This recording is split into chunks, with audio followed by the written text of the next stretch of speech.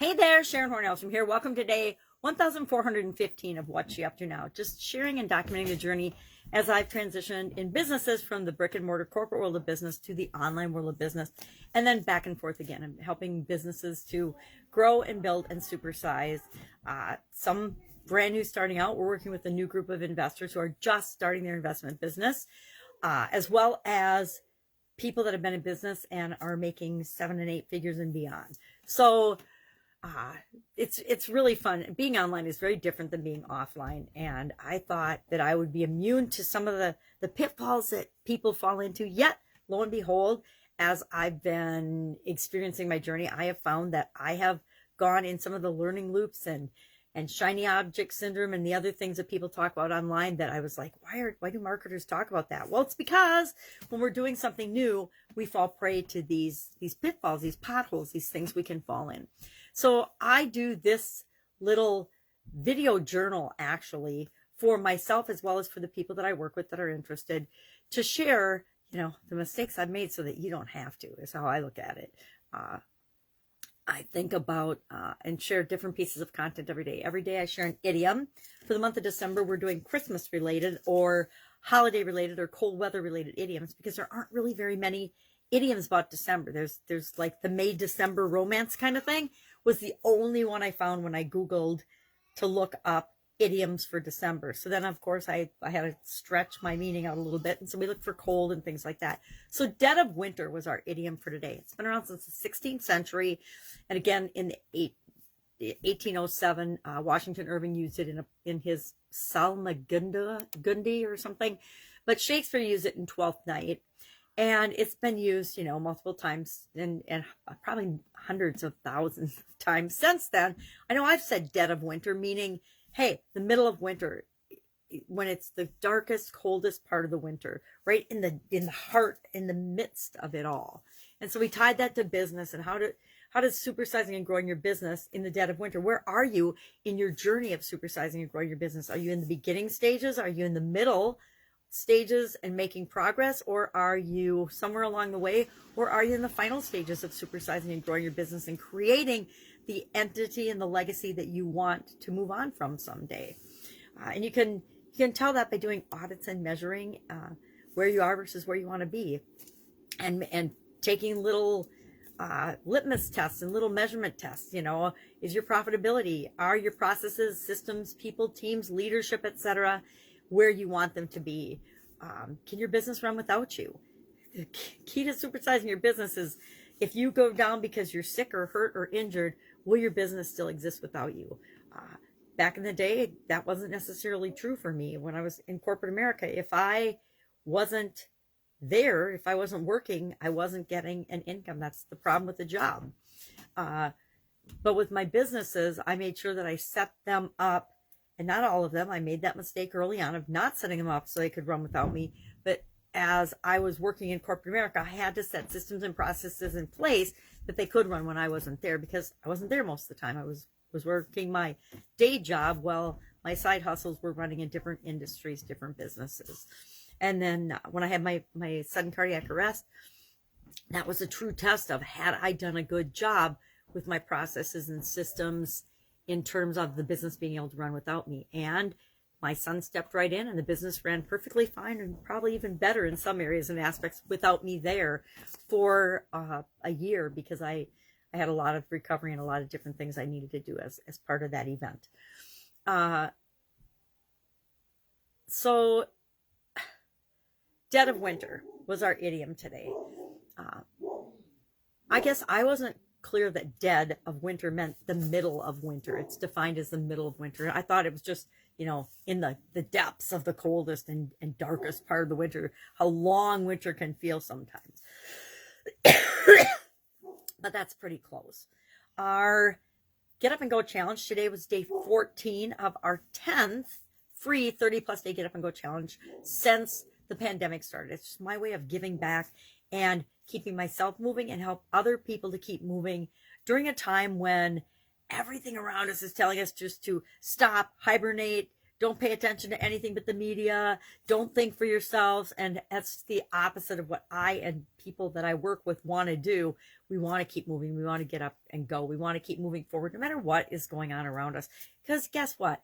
It seems like crazier than usual going on around us, but there's always been distractions and craziness and goofy thoughts and goofy people doing stupid things out in the world while we're just doing our own thing. And I think it's important that we stay on our path, stay on our course, do what we know is right, and continue to keep doing our own thing and setting the example for the rest of the world. Because is as negative as some people are setting examples and warnings, we need a bunch of people doing just the opposite. I think that entrepreneurs are the hope for the future, because government's proving that it definitely isn't. Politicians have been proving for decades that they are not the answer to anything. Ruling class and elites is BS. So our daily challenge today, our annual challenge this year, is to do one thing every day that centers us. So we're getting to know ourselves better, becoming more self-aware. And it was about, it's really a good one. I really like this one. It says, everything that irritates us about others can lead us to an understanding of ourselves. This was said by Carl Gustav Jung, and we're sharing what irritated us today and then what it had us look at in ourselves. Because I warn people all the time, when you're posting things and sharing things and commenting on things on social media, your comments are a reflection of you, whether you believe it or not. It's what I warn my kids about in emails and digital messaging from the time that's been part of their whole life. It's new to the older ones of us, but it's been part of like my kids' whole life. You have to pay attention to what you do, what you say, because somebody or something's always watching. And even if they weren't, you have to be true to yourself, because you always know if you're behaving above your line or below your line. You always know whether anybody's watching or not. And it chips away at your personal integrity, your self-esteem, your belief in yourself, your confidence, everything, if you're not behaving in ways that are consistent with how you really feel and how you really want to show up in the world. So we forget as humans a lot of the time, or it takes us till some of us are 50 to understand and learn that what bothers us or what we comment on or what we judge out in the world is a reflection of what we're thinking about inside, what we are inside. So if you're and I'll go there. If you're making snide, rude, name-calling, prejudiced comments and bullying people online, what does that say about you? If you're commenting on other people's opinion and acting as if only you have a right to opinion and your opinion is the right opinion and nobody else gets to think anything other than exactly what you think and believe, what does that say about you? You're showing everyone in the world what you are. I think it's interesting and really revealing that people show us exactly who they are if we're willing to look and see.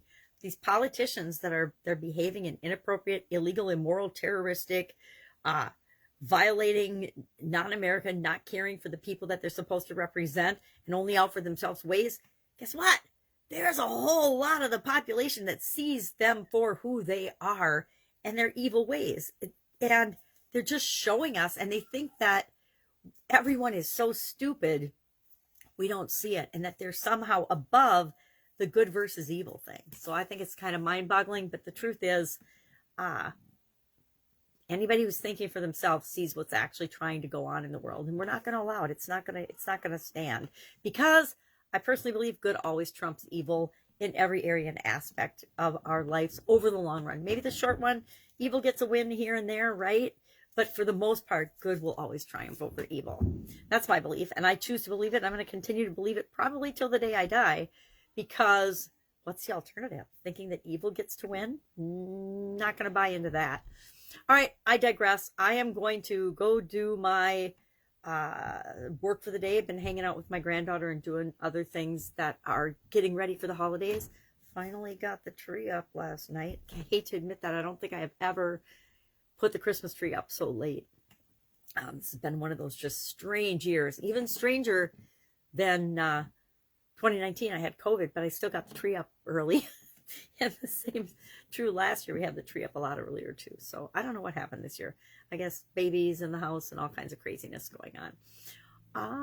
If I can help you anyway, if you've got a question or problem or concern, ask. Don't just sit with it and freeze with it and not do anything. That's the worst thing you can do, especially this time of year when it's cold and you want to just curl up in a blanket and not do anything. Don't let that happen to you. Join the Get Up and Go Challenge. It's free, 30 days. All of the previous Get Up and Go challenges are available on the Facebook Get Up and Go Challenge page. And in the group, the Facebook, the private group, Facebook, you have to share your email and say you're not going to spam. But otherwise, they're all in there in order under the guides, the different guides. They used to be called units. Now they're guides. Different guides. You can go in and search different topics if you want, or you can go and see the previous challenges and how we have been getting up and going every day in spite of all the craziness that's going on in the world. All right. Have an awesome day. I'll be with you tomorrow.